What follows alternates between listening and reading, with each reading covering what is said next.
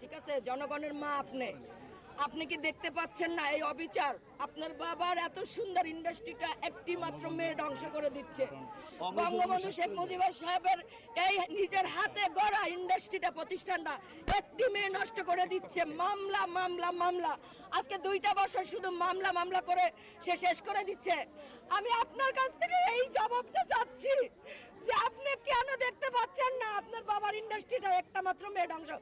কার জোরে সেইটা করতেছে? আমেরিকায় বসে সে একজনকে বসাই দিচ্ছে।